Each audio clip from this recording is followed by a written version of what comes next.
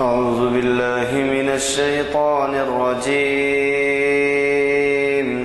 بسم الله الرحمن الرحيم. القارعة ما القارعة وما أدراك ما القارعة يوم يكون الناس كالفراش المبثوث وتكون الجبال كالعهن المنفوش فأما من ثقلت موازينه فهو في عيشة راضية وأما من خفت موازينه فأمه هاوية وما أدراك ما هي نار حامية. صدق الله العظيم.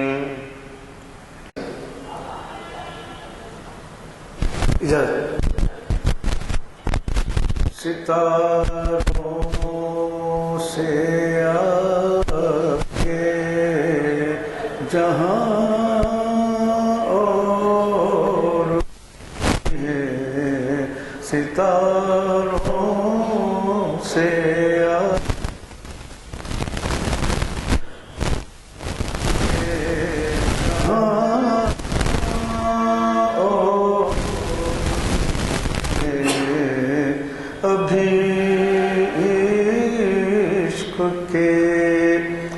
امتحان اور بھی ہے، ستاروں سے آگے جہاں اور بھی ہے، تیری زندگی سے نہیں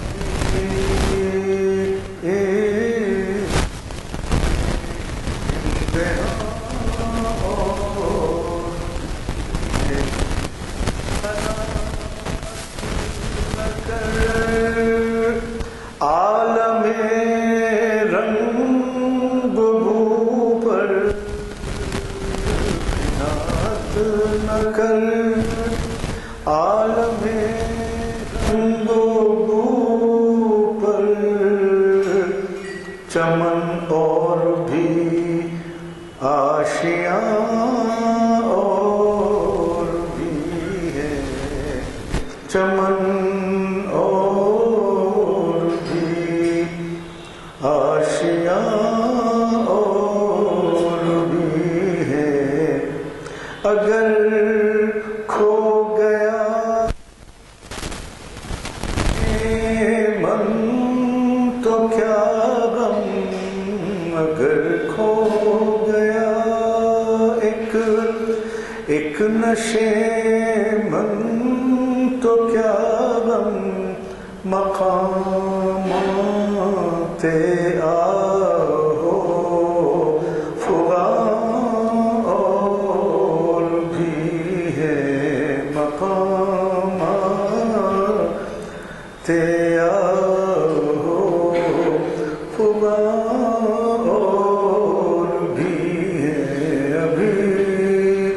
گئے دن کے تنہا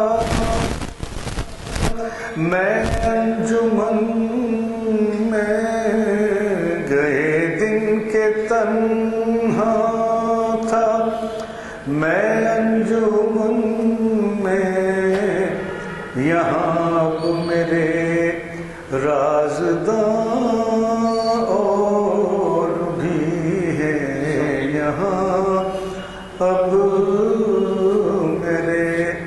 عقیل بھائی کسی زمین میں جگر کا ایک شعر ہے، آپ مجھے سنا ادھر، اگرچہ کہ اقبال کا نہیں. قفس توڑ کر مطمئن ہو نہ بلبل، قفس توڑ کر مطمئن ہو نہ بلبل، قفس صورت آشیاں اور بھی ہے، قفس صورت آشیاں اور ستاروں سے آگے جہاں اور بھی ابھی عشق کے اور بھی. عنوان بھی بہت اچھا ہے، ستارے سے متعلق، صبح کا ستارہ. اور آج کی یہ نشست جیسے کہ آپ واقف ہیں محفل اقبال شناسی کی 837ویں نشست ہے، اور اس سے مخاطب کر رہے ہیں ڈاکٹر عقیل ہاشمی صاحب، آپ کے جانے پہچانے مقرر جو یہاں پر اب تک کئی محافل کو مخاطب کر چکے ہیں. اور آج کا عنوان انہوں نے دیا ہے اقبال کی نظم صبح کا ستارہ. یہ محفل جامع مسجد عالیہ گن فاؤنڈری کے کانفرنس ہال میں آج بتاریخ 20 جنوری 2016 عیسوی مطابق 9 ربیع الثانی 1337 ہجری بروز چہارشنبہ بعد نماز عصر منعقد ہو رہی ہے. اور اس کا آغاز خوش الہان قاری نائب امام ہمارے محمد برکت اللہ صاحب کی خلافت سے ہوا، اور ہمیں ہمیشہ کی طرح رؤف الدین حسن صاحب نے اقبال کا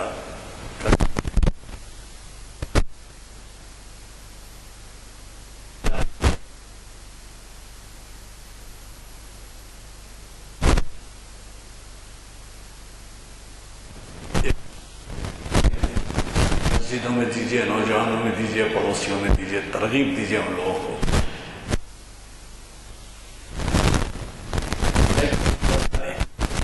کہ بین الاقوامی طور پر اس محفل کے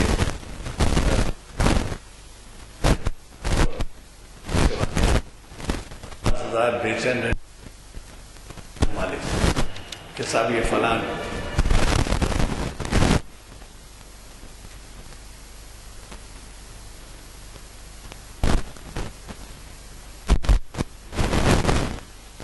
مجھے بڑی قریب توقع ہے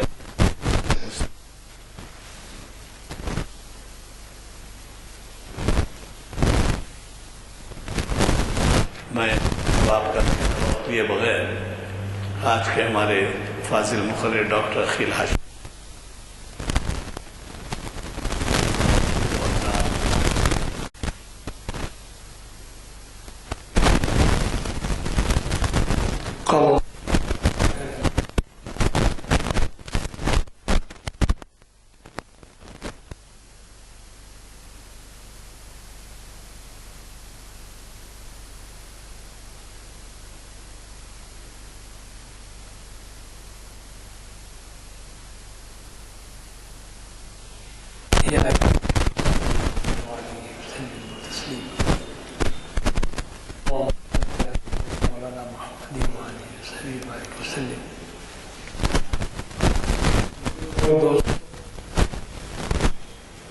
اقبال شناسی کی یہ 837ویں نشست میں ایک طالب علم کی حیثیت سے حاضر ہوا ہوں. اس سے پہلے بھی مجھ عزیز کو اس بات کا موقع ملا کہ اقبال اور اقبال کے کلام سے متعلق اپنی گزارشات، اپنے مطالعے کی کچھ نتائج کو میں نے آپ کی خدمت میں پیش کیا. آج بھی جیسے کہ اقبال کی نظم صبح کا ستارہ ہے، اس کے بارے میں کچھ اپنے خیالات کا اظہار کروں گا۔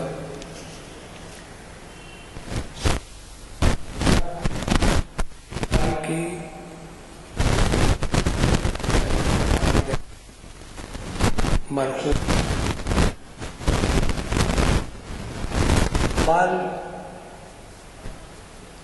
ہمارے درمیان ایک ایسے شاعر ہیں کہ جنہوں نے قوم کو بیدار کرنے کے لیے ایمانی حرارت اور عشق رسول سے متعلق اپنے کلام میں جا بجا اس بات کا اظہار کیا ہے کہ اگر دنیا میں کوئی قوم سر بلند اور امن کا پیغام لانے والی ہے تو پھر وہ مسلمان قوم ہے۔ اس بارے میں دو رائے نہیں ہے کہ مسلمان آج جس پستی کا شکار ہے، آج جس دیگرگوں حالات سے گزر رہی ہے، اور اس کے بارے میں ساری دنیا میں ایک بے چینی سی محسوس ہوتی ہے کہ لوگ مسلمانوں کے بارے میں کیا کیا رائے کا اظہار کر رہے ہیں، اس کی روشنی میں اگر اقبال کی یہ نظم صبح کا ستارہ آپ پڑھتے ہیں تو شاید آپ یہ بات کھل کر سامنے آئے گی۔ کلام کے ذریعے سے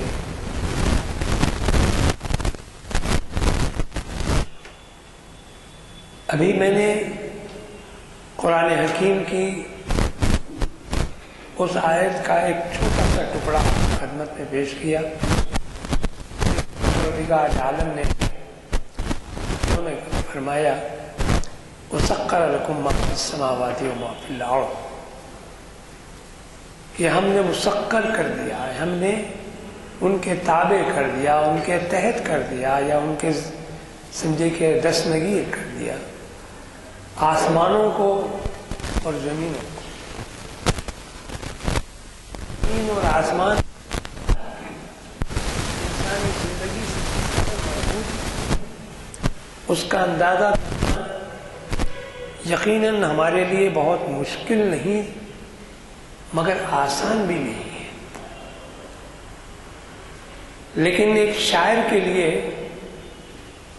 جب وہ غور و فکر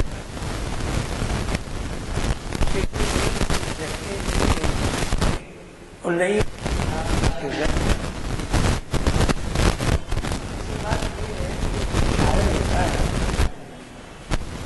وہ اشیاء سے، افراد سے، چیزوں سے متاثر۔ شاعر کی کیفیت یہ ہوتی ہے کہ وہ متاثر پہلے ہوتا ہے اور پھر اپنے کلام کے ذریعے مؤثر بنتا ہے۔ پہلے وہ اثر پذیر ہو جاتا ہے، پھر اثر انگیز ثابت ہوتا ہے، یعنی وہ پہلے کسی چیز کو قبول کرتا ہے، پھر اپنے ذہن میں جو اس کے اپنے خیالات ہوتے ہیں اس کی جولانی اور اس کی نظرت اور اس کے کمال کو ظاہر کرتے ہوئے دوسروں کو متاثر کرنے کا ذریعہ بنتا ہے۔ اقبال بھی شاعر تھے اور پھر انسان ہے، اور ہر انسان کسی نہ کسی چیز سے متاثر ہوتا ہی ہے، وہ اچھی ہو کہ بری ہو، مگر اس میں اثر قبول کرنے کا جو مادہ ہے وہ تو اپنی جگہ مسلمہ ہے، لیکن اثر انگیز ثابت ہونے کا جو مادہ ہے وہ کم ہی ہے۔ اسی وجہ سے خود اقبال نے کہا ہے کہ شاعر رنگی نوا ہے، شاعر رنگی نوا ہے دیدہ بینا قوم۔ جو شاعر رنگی نوا کرنے والا جو نئی اور رنگین آواز نکالنے والا شاعر ہے، وہ دراصل صرف رنگین آواز یا خوش گلو ہی نہیں کرتا بلکہ وہ دیدہ بینا رکھتا ہے. بینا کے معنی دیکھنے والا. اسی وجہ سے جو شخص نہیں دیکھ سکتا ہم اس کو نابینا کہتے ہیں، یعنی نہیں دیکھنے والا. بینا کے معنی دیکھنا، بینائی دیکھنے سے متعلق ہے اور نابینا نہیں دیکھنے والا. تو اقبال نے خود کہا ہے کہ شاعر رنگی نوا ہے، دید ہے بینا قوم. قوم کا دید بینا ہے. اگر قوم میں بیداری پیدا کرنا ہو تو بیداری کے لیے دید بینا کا ہونا ضروری ہے. دیکھنے والی آنکھ کا ضروری ہے. ایک اندھا کیا دیکھ سکے گا، کیا محسوس کر سکے گا، اس کے برے اور بھلے کا کیا اندازہ کر سکے گا. تو خود اقبال نے اپنے مقام کو سمجھتے ہوئے کہا. ایسے کئی اشعار آپ کو اقبال کے کلام میں مل جائیں گے کہ جس میں انہوں نے خود اپنی عظمت کو، اپنی کیفیت کو، اپنی اہمیت کو بتلایا ہے. اقبال کے نزدیک اگر اقبال کے کلام سے اگر آپ کو شغف ہو جائے، دلچسپی ہو جائے اور آپ اس میں غیر معمولی طور پر انہمام یا توجہ کرنے لگیں تو آپ کو معلوم ہوگا کہ قدم قدم پر اقبال نے قوم کو بیدار کرنے کے لیے ایک راستے کا تعین کرنے کی کوشش کی. اور یہ وہ راستہ ہے کہ جس کے بارے میں کہا گیا کہ لقد کان لکم فی رسول اللہ اسوۃ حسنہ، کہ تمہارے لیے ایک بہترین نمونہ ہے. اور وہ راستہ خود رسول اکرم صلی اللہ علیہ وسلم کی تربیت یافتہ لوگوں کے لیے بھی راستہ ہے.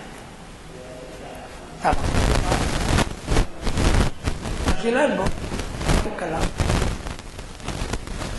کہ کسی ایک نقطے پر، کسی ایک مقام پر آغاز کے لیے اس کی فکر کرتے ہیں. تو یہاں میرے نزدیک آج کی محفل کے لیے میں نے سمجھا کہ صبح کا ستارہ جو اقبال کی نظم بانگ موجود ہے، آپ کو یہ بتلا دوں کہ اقبال نے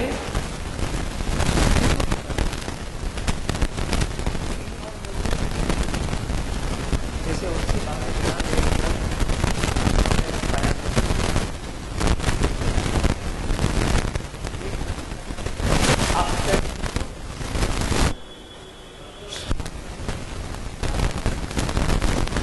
اور ایک نظم کا نام ہے نمود صبح، اور ایک نظم کا نام ہے نوید صبح. معلوم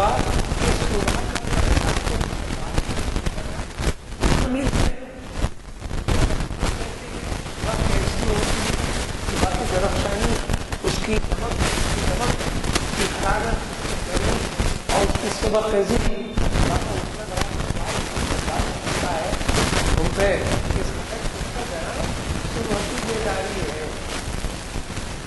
اس قدر تم پر گراں بیداری ہے، کب پیار ہے ہاں نیند تمہیں پیاری ہے. اللہ تعالیٰ کی طرف سے انہوں نے یہ کہا کہ اے لوگو، اے مسلمان قوم، صبح کا اٹھنا تمہارے لیے بڑا دشوار کن ہے اور بڑا تکلیف دہ. کیوں؟ کہ تم کو نیند پیاری ہے، اللہ سے پیار نہیں ہے.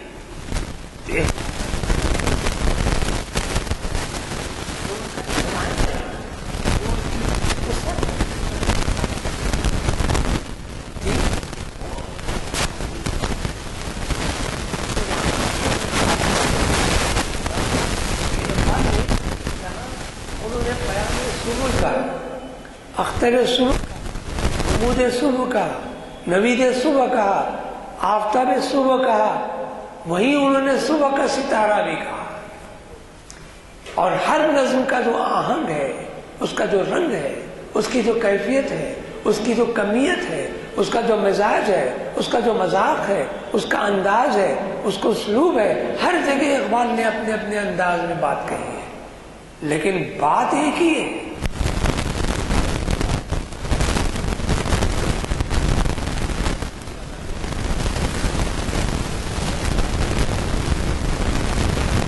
اگر خدا کی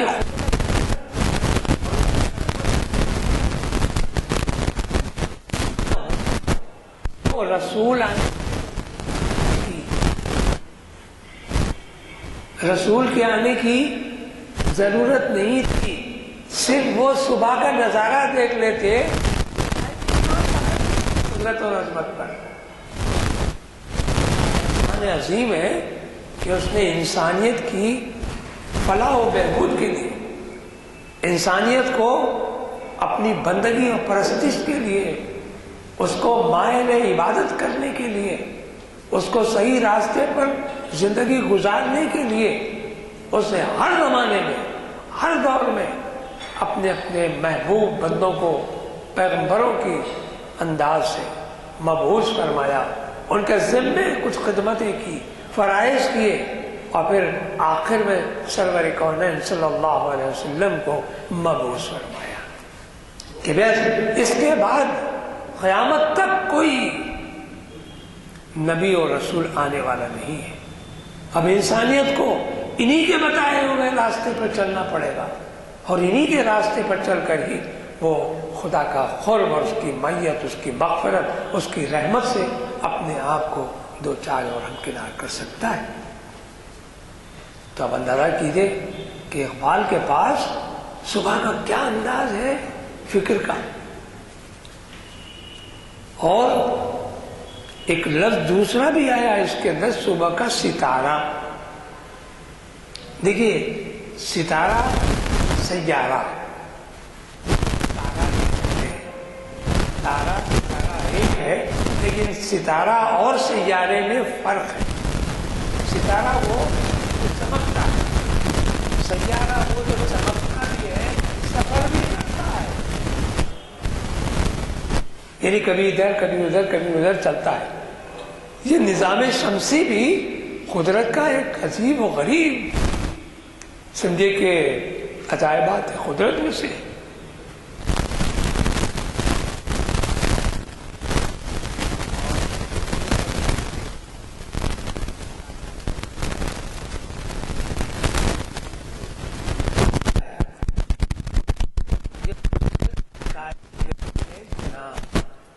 اقبال نے کہا یہ قدرت کی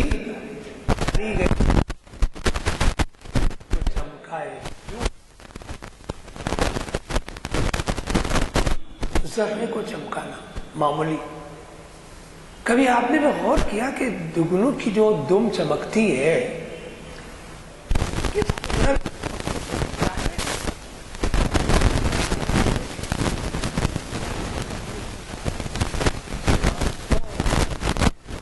وہ ایک مقام جمع کر دیا جائے، اس میں آپ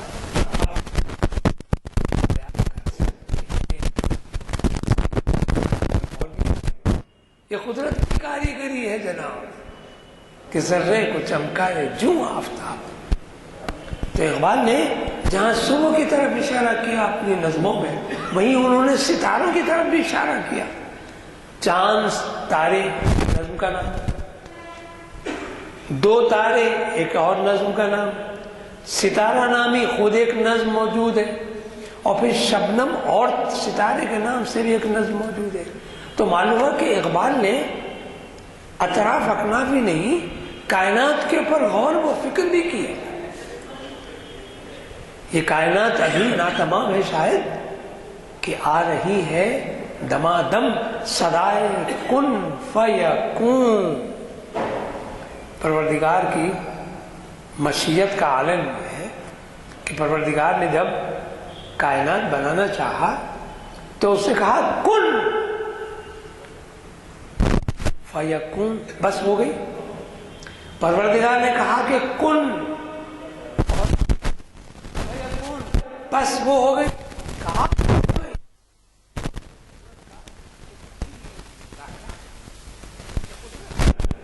تو اقبال نے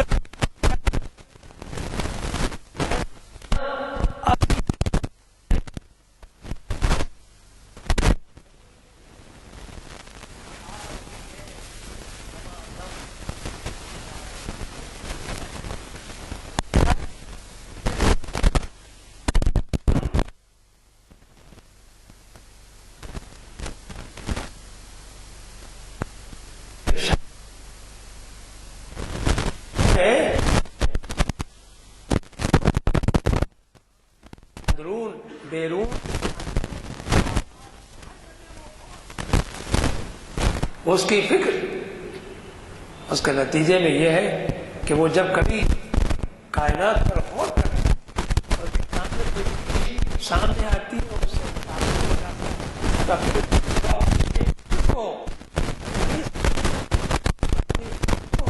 جوش میں لا کو منظر کر کے ایک نظم کا روپ، ایک شعر کا انداز، ایک غزل کا انداز اور کسی شاعری کے مختلف جو اصناف ہے اس کے انداز میں اپنے کلام کو ظاہر کرتا ہے۔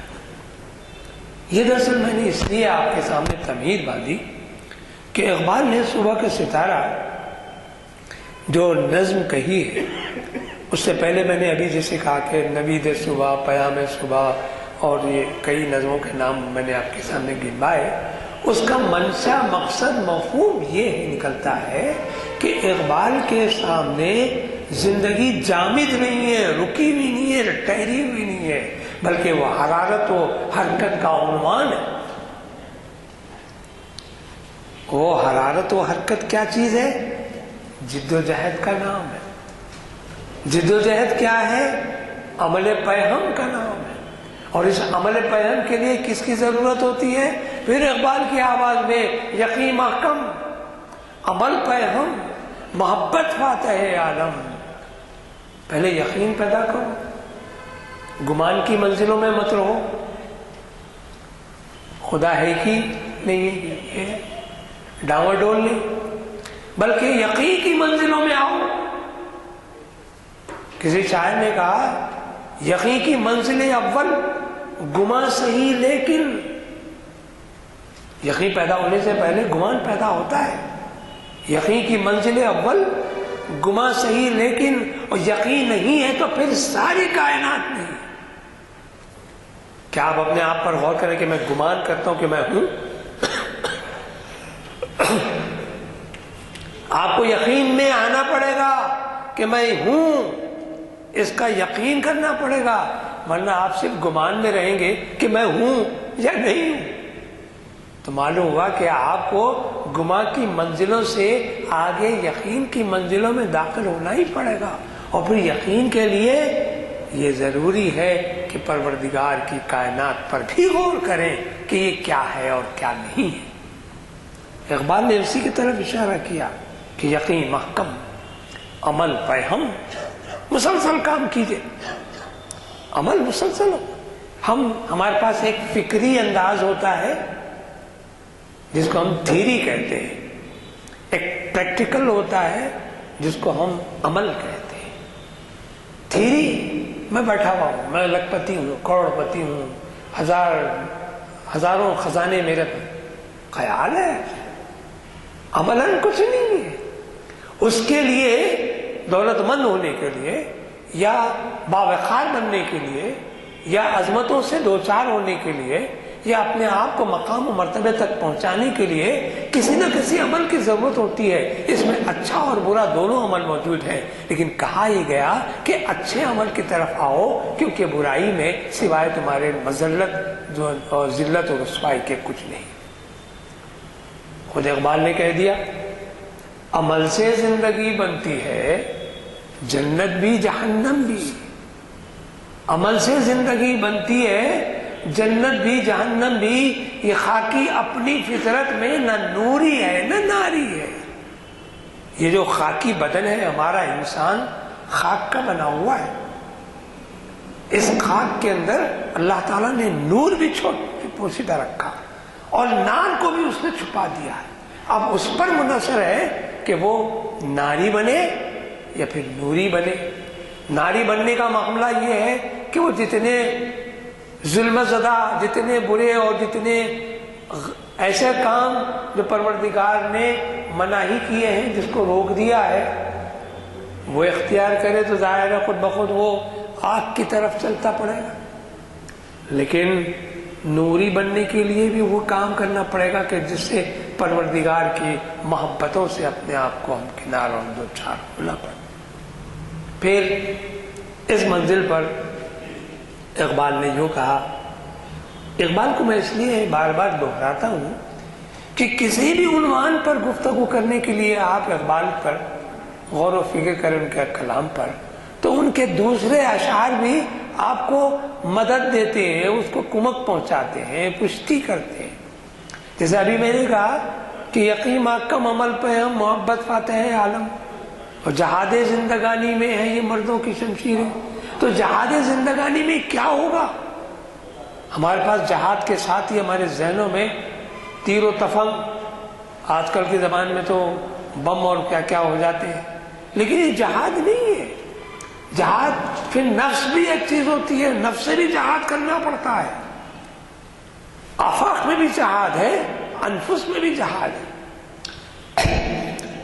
آفاق کے جہاد کے بارے میں تو کہہ دیا کیا حکومت، دیکھیے آفاقی بات ہے، حکومت بادشاہی علم و اشیاء کی جہانگیری. حکومت بادشاہی علم اشیاء کی جہانگیری، یہ سب کیا ہیں؟ فقط ایک نقطہ ایمان کی تفسیر ہے. ایمان میں جو نقطے ہیں جی، اس میں کا ایک نقطہ بھی اگر آپ لے لیتے ہیں تو اس کی تفسیر یہ ہوگی کہ وہ جہاد پر آپ کو آمادہ کرے گی. وہ جہاد فی النفس بھی ہے اور جہاد فی الآفاق بھی ہے. اب ہمارے پاس یہ نظم جو صبح کا ستارہ ہے، اس کو صرف میں پڑھ دوں گا، جو میں نے اقبال کی نظم باغ درا سے میں نے اس کو لے آیا. اقبال ابتدا کرتے ہیں اس کی، لطف ہمسائے کی شمس و قمر کو چھوڑوں، لطف ہمسائے گیے شمس و قمر کو چھوڑوں، اور اس خدمت پیغام سحر کو چھوڑوں. صبح کا ستارہ کہہ رہا ہے کہ چاند اور سورج کی جو ہمسائیگی ہے، ہمسایہ ہوں ان کا، اس کو میں چھوڑ دینا چاہتا ہوں. اور یہ صبح کی جو کیفیت ہے، جو پیغام دیتا ہے صبح کا جو ستارہ، اس کو بھی چھوڑ دینا چاہتا ہوں. ابھی کرے گا کیا؟ پھر آگے بڑھتے ہیں. میرے حق میں تو نہیں تاروں کی بستی اچھی، میرے حق میں تو نہیں تاروں کی بستی اچھی، اس بلندی سے زمین والوں کی پستی اچھی. میں چاہتا ہوں کہ چاند ستاروں میں میں نہ رہوں. صبح کہہ رہی ہے کہ میں نہ رہوں بلکہ زمین میں آ کے بس جاؤں. وہ پستی ضرور ہے، لیکن اس پستی میں مجھے جو اور جو نصرت، وہ عروج، وہ کیفیت مل رہی ہے، شاید اس کے پاس ہم کناری یا ہم سائیگی میں مل جائے، اس کے ساتھ رہنے میں مل جائے. آسماں کیا عدم آباد وطن ہے میرا، صبح کا دامن سد چاک کفن ہے میرا. رات اندھیری ہوتی ہے، ظلمت زدہ ہوتی ہے، ظلمت کہتے ہیں اندھیرے. جب صبح کا ستارہ یعنی آفتاب نکلتا ہے تو کیا ہوتا ہے؟ اندھیرا کٹ جاتا ہے، چھٹ جاتا ہے، اور نور افشاں کیفیتیں سامنے نمودار ہوتی.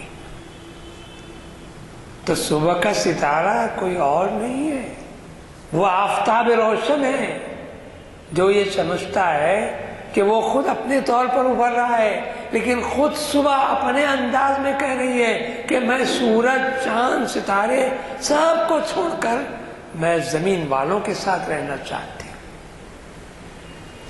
میری قسمت میں ہے ہر روز کا مرنا جینا، ساقیے موت کے ہاتھوں سے صبحی پینا. صبحی کہتے ہیں شراب، صبح کی شراب. جو لوگ صبح کے شراب پیتے ہیں، جن کو عادت ہوتی ہے.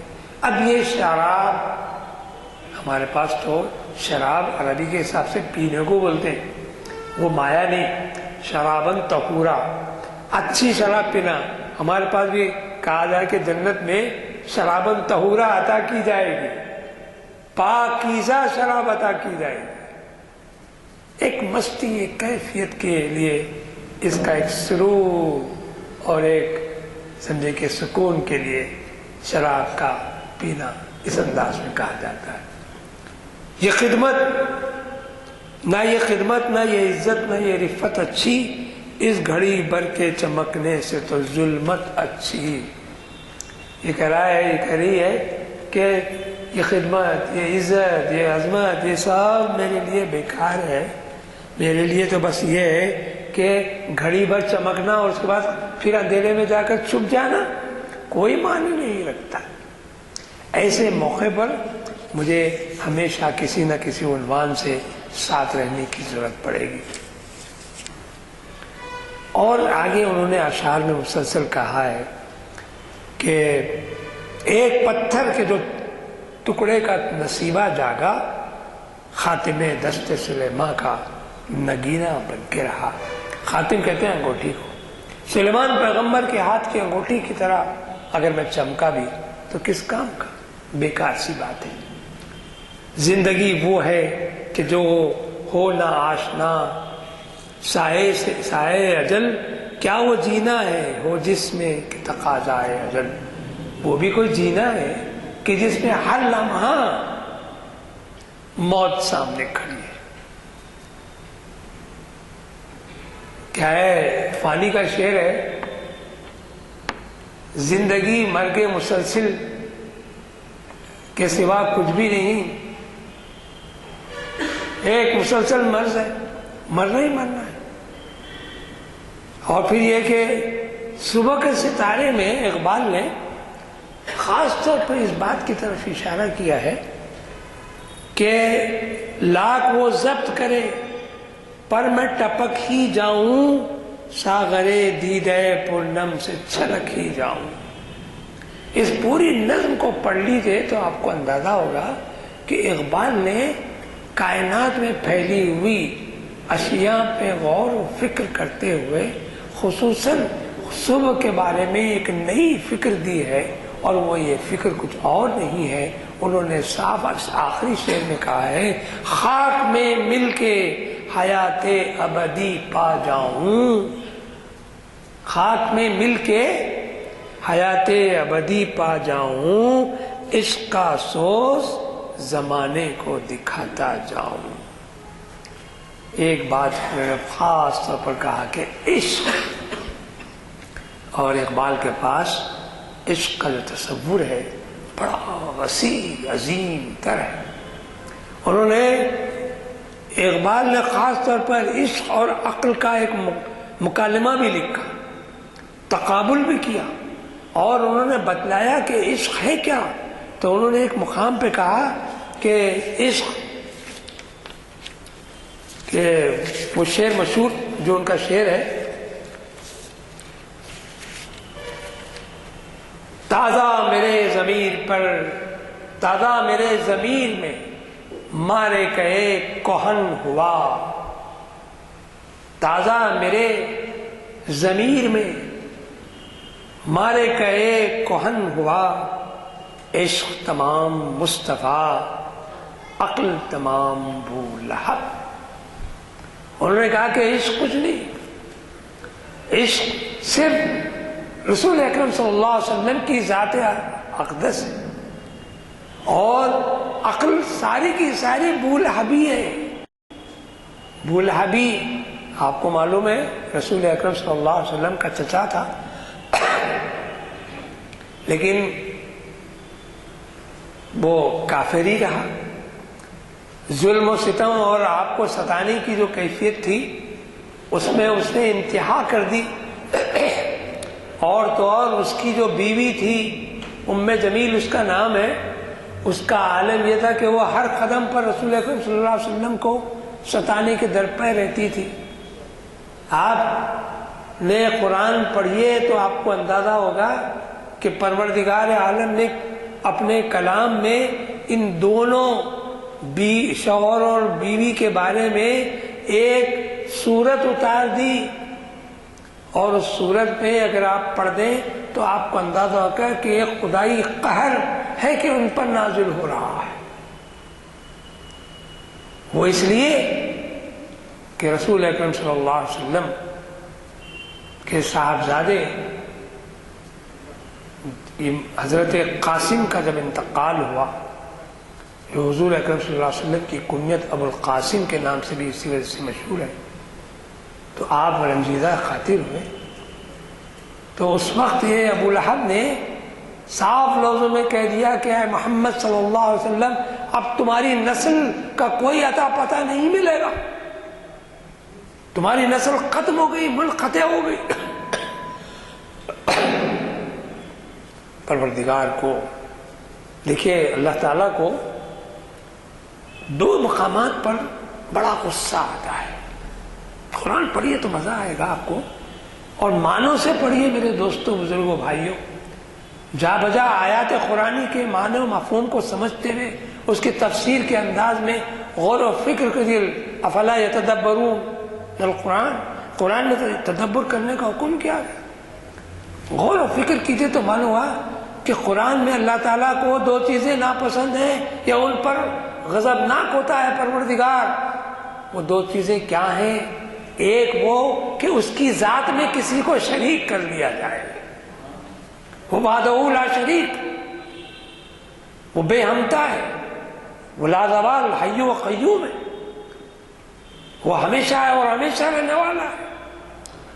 اور دوسری کیفیت جو آئے گی وہ یہ ہے کہ اس کے رسول اکرم، اس کے محبوب رحمت للعالمین کی ذات پر کوئی نہ کوئی حرف یعنی نعوذ باللہ من ذالک کی جائے۔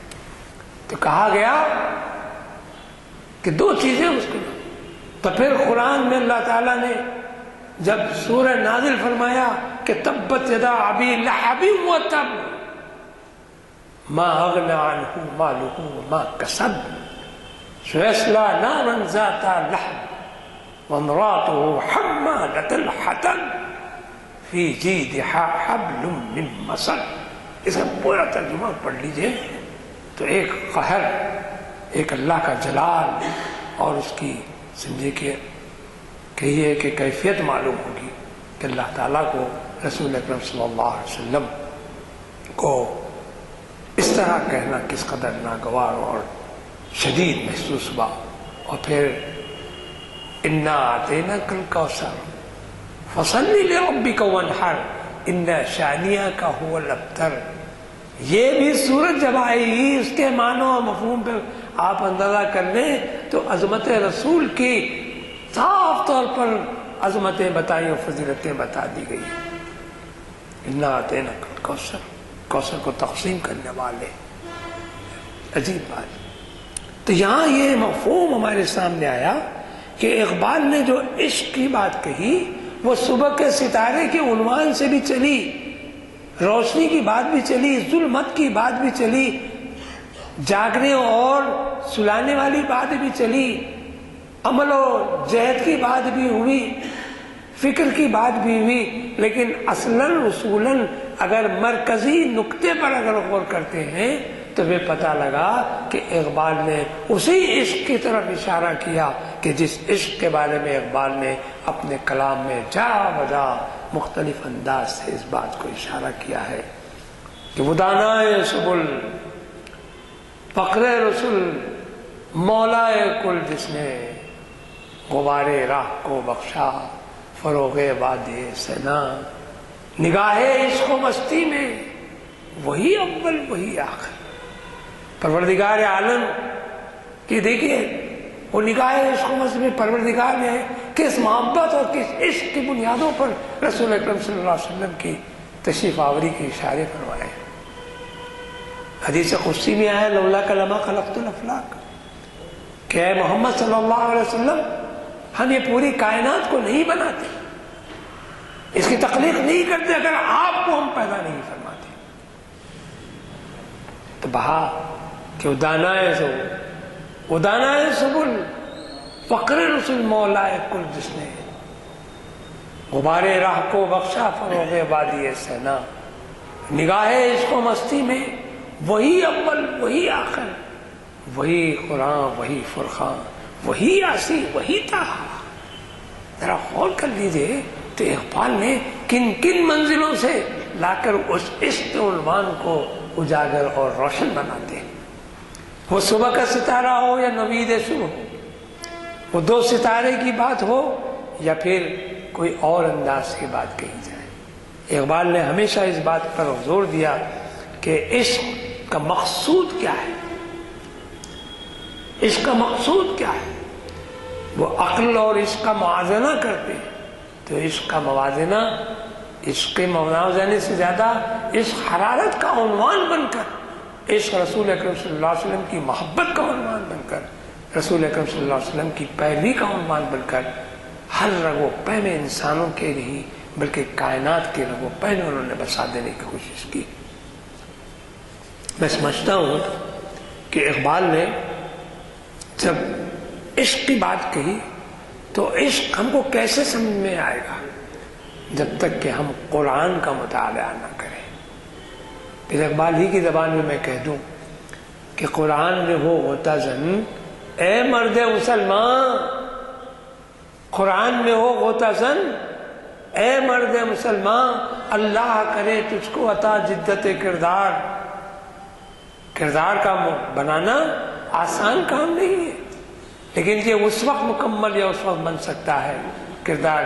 ایک آدمی صاحب کردار اس وقت ہو سکتا ہے جب وہ قرآن کو اپنے مطمع نظر رکھے، اپنا رہبر بنائے، مشعل راہ بنائے، اور رسول اکرم صلی اللہ علیہ وسلم کی حیات طیبہ کو اس کی روشنی میں اپنی زندگی کو گزارنے کی کوشش کرے۔ ایک بات کیونکہ وقت بہت قریب ہوتا ہے، 5-7 منٹ کی میں بات اپنی ختم کر دوں گا۔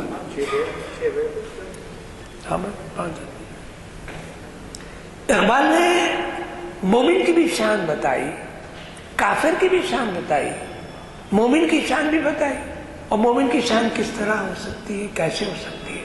تو میں نے جیسے کہا کہ اللہ تعالیٰ نے قرآن میں ایک ماڈل کے طور پر ایک نمونہ بنا دیا کہ لقد کان لکم فی رسول اللہ اسوۃ حسنہ، کہ تمہارے درمیان ایک رول ماڈل موجود ہے، اس کی تم اگر اس کی اتباع کرو اس کے بعد۔ اور رسول اکرم صلی اللہ علیہ وسلم کی شان کیا؟ یتلو علیہم آیاتہ ویزکیہم ویعلمہم الکتاب والحکمہ۔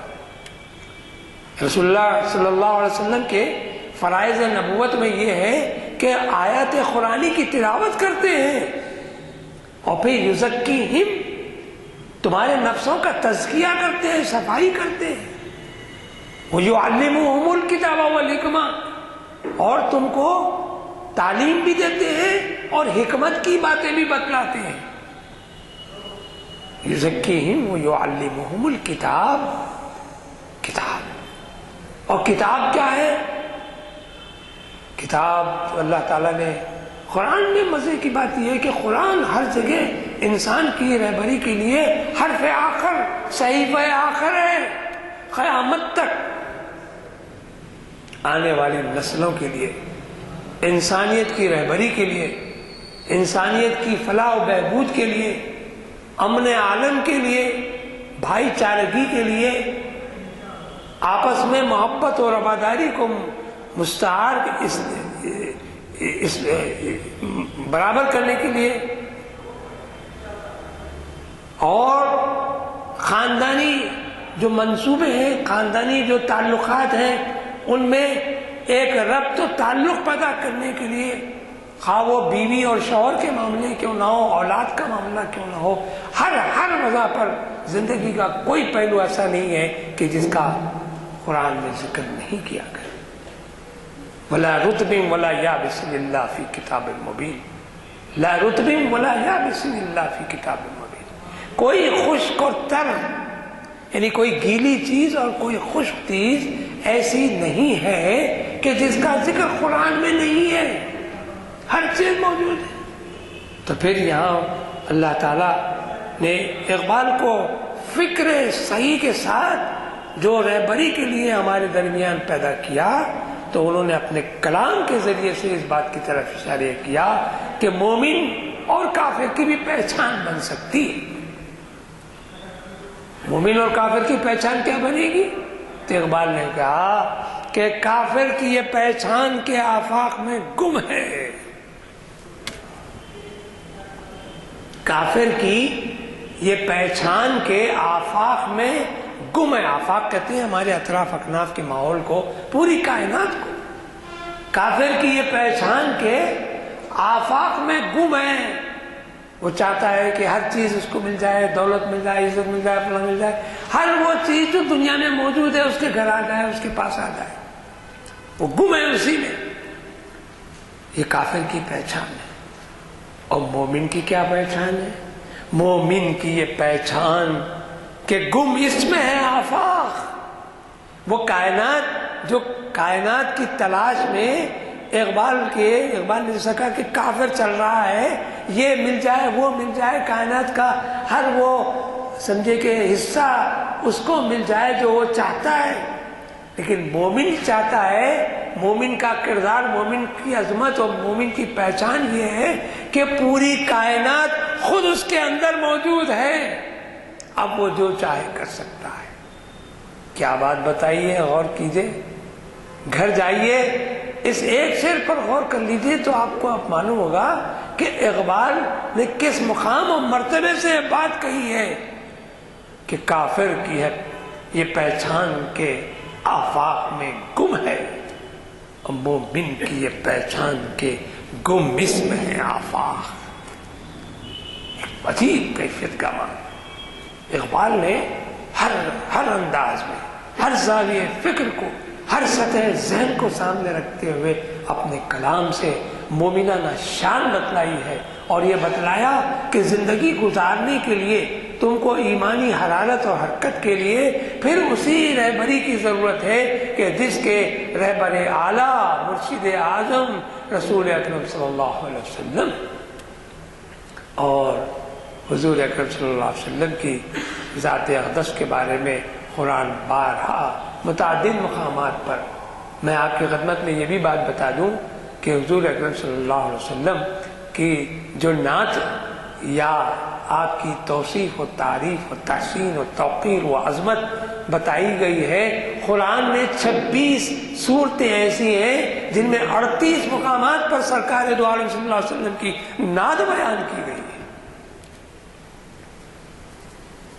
کہیں آپ کو یاسین و طٰہٰ کہا جا رہا ہے، کہیں آپ کو مزمل و مدثر سے خطاب کیا جا رہا ہے، کہیں آپ کو آپ کے کردار کے بارے میں کہا جا رہا ہے وَإِنَّكَ لَعَلَىٰ خُلُقٍ عَظِيمٍ کہا جا رہا ہے، اور کہیں آپ کو وَمَا أَرْسَلْنَاكَ إِلَّا رَحْمَةً لِلْعَالَمِينَ کے انداز میں خطاب کیا جا رہا ہے، اور کہیں آپ کو محمد رسول اللہ کا خطاب کیا جا رہا ہے۔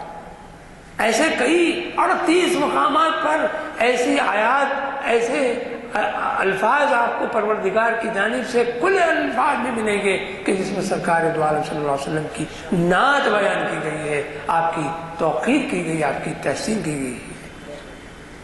اور کیوں نہ ہو، رسول اکرم صلی اللہ علیہ وسلم پروردگار عالم کے وہ محبوب ترین رسول اور نبی و پیغمبر ہے کہ جی ہم پر احسان عظیم ہے پروردگار کا کہ اس نے ہم کو امت محمدیہ میں پیدا فرمایا۔ اب ہمارا فرض بنتا ہے کہ اب اس پیدائش کے بعد ہمارے اس ماحول میں، اس مرتبے میں داخل ہونے کے بعد اس کا اصل اصول، اس کی قدر، اس کی عظمت کو مانیں اور اپنی زندگیوں میں انقلاب برپا کریں۔ جیسے کہ صبح کے ستارے نے کہا کہ میں خاک میں مل کے حیات ابدی پا جاؤں۔ کسی صوفی نے بہت زمانہ پہلے کہا تھا مٹا دے اپنی ہستی کو، مٹا دے اپنی ہستی کو اگر تو مرتبہ چاہے، کہ دانا خاک میں مل کر گلو گلزار ہوتا ہے۔ ایک دانا باغ آپ زمین میں بو دیتے ہیں، اصلاً دفن کر دیتے ہیں، لیکن پروردگار کی شان دیکھیے کہ وہی دانا زمین سے اپنا سر نکال کر ایک تناور درخت بن جاتا ہے، ایک پھلدار درخت بن جاتا ہے، اور پھر وہ ساری دنیا کو اپنی ثمرات سے، اپنے سائے سے، اپنے ہر ادا سے وہ متاثر نہیں کر کے فیض پہنچا دیتا ہے۔ درخت کے سائے میں بیٹھ جاتے ہیں، سکون میں اثر آتا ہے، پھل کھاتے ہیں، طبیعت سیر ہو جاتی ہے۔ اگر اس کے پتوں کا بھی استعمال کرتے ہیں تو علاج معالجہ ہو جاتا ہے، اس کی ٹہنیوں کا استعمال کرتے ہیں تو کسی اور انداز کی دوائی ہو جاتی ہے، اس کے تنوں کو کاٹتے ہیں تو آپ کے لیے فرنیچر بن جاتا ہے۔ ارے کیا اس کی چھال کا استعمال کرتے ہیں۔ غرض یہ کہ ایک معمولی دانہ اگر اپنے آپ کو زمین دوز کر کے فنا ہو جاتا ہے تو پھر وہ گل و گلزار بھی ہو جاتا ہے۔ اقبال نے کہا، اسی طرح اشارہ کیا کہ زمین کی خاک میں مل کر حیات ابدی پا جاؤں، ہمیشہ رہنے والی زندگی کب ہوگی؟ وہ عشق کا سوز زمانے کو دکھاتا جاؤ۔ جو عاشق ہوتے ہیں وہ نہیں مرتے، جسم مر جاتا ہے، روح نہیں مرتی۔ یا علماء سے پوچھ لیجئے، بڑے بڑے فلاسفروں نے اس بات کی طرف اشارہ کیا ہے کہ آدمی کا جسم خاکی ہے، مٹی میں مل جائے گا، مٹی ہو جائے گا، لیکن اس کی روح فنا نہیں ہوتی۔ اقبال نے بہت صاف صاف لفظوں میں کہا ہے کہ وہ مشہور شعر ہے ان کا، فنا ہوتا نہیں جوہر انسان، عدم سے آشنا ہوتا نہیں۔ جوہر کہتے ہیں روح کو، جوہر کہتے ہیں روح کو، جوہر انسان عدم سے آشنا ہوتا نہیں، آنکھ سے غائب تو ہوتا ہے، فنا ہوتا نہیں۔ ہماری آنکھوں سے ہمارا کوئی عزیز قریب فنا ہوتا ہے تو ہم اسے دفن کر دیتے ہیں، آنکھ سے غائب ہو جاتا ہے، کیا فی الواقع وہ غائب ہو جاتا ہے؟ تو کہا اقبال نے، جوہر انسان عدم سے آشنا ہوتا نہیں، آنکھ سے غائب تو ہوتا ہے، فنا ہوتا نہیں۔ اس کی ایک چھوٹی سی مثال دے کر میں اپنی بات ختم کروں گا۔ گلاب کا پھول لے لیجئے، گلاب کے پھول کی خوشبو سونگھیے، آپ مسرور ہوں گے، معطر ہو جائیں گے۔ مجھے کہنے دیجیے کہ گلاب کا پھول کملا جائے، مرجھا جائے اور وہ سوکھ کر اس کی پتیاں جھڑ جائیں، کیا اس کی خوشبو باقی ہے یا نہیں ہے؟ تو معلوم ہے کہ خوشبو باقی ہے، وہ تو فنا کے درجے میں آ گیا ہے۔ تو جوہر، اس کی خوشبو اس کا جوہر ہے۔ جوہر انسان، انسان تو بہت بڑی چیز ہے، انسان تو بہت اللہ تعالیٰ کا شاہکار ہے، اللہ تعالیٰ کا شاہکار ہے۔ اور شاہکار کو اللہ تعالیٰ نے کس کس انداز سے سنوارا اور سجایا ہے، اس کا تقاضا ہے کہ جب ہم انسان ہیں اور پروردگار کے بندے ہیں تو اس کی پرستش کا قرینہ، اس کا سلیقہ بھی سیکھ لیں، اور اس سلیقہ اور اس قرینے اور اس عبادت کے طریقے کو سیکھنے کے لیے ایک جو نمونہ پیش کیا گیا ہے اس کی پابندی کرنا ہم پر لازم ہے، ورنہ دوستوں، بزرگوں، بھائیوں، یہ وہ وقت نہیں ہے کہ آپ کل کیا کریں گے سوچ نہیں سکتے۔ جو کرنا ہے آج اور اب کرنا ہے، کل کسی نے نہیں دیکھا، ہم بھی نہیں دیکھیں گے کہ کل کیا ہونے والا ہے۔ وصلی اللہ تعالی علی خیر خلقہ محمد وآلہ وصحبہ اجمعین برحمتک یا ارحم الراحمین والحمد للہ ربنا ظلمنا انفسنا وان لم تغفر لنا وترحمنا لنكونن من الخاسرین ربی اجعلنی مقیم الصلاة ومن ذریتی ربنا وتقبل دعاء رب اغفر لي ولوالدي وللمؤمنين يوم يقوم الحساب اللهم أنت ولينا في الدنيا والآخرة توفنا مسلمين والحقنا بالصالحين وجعلنا من التوابين وجعلنا من المتطهرين اللهم إنا نسألك الإيمان الكامل ويقينا صادقا وعلما نافعا ورزقا واسعا وقلبا خاشعا ولسانا ذاكرا وتوبة نصوحا وتوبة قبل الموت وراحة عند الموت ومغفرة عند الحساب ومغفرة بعد الحساب وصلى الله تعالى على خلق محمد وعلى آله وصحبه أجمعين برحمتك يا أرحم الراحمين الحمد لله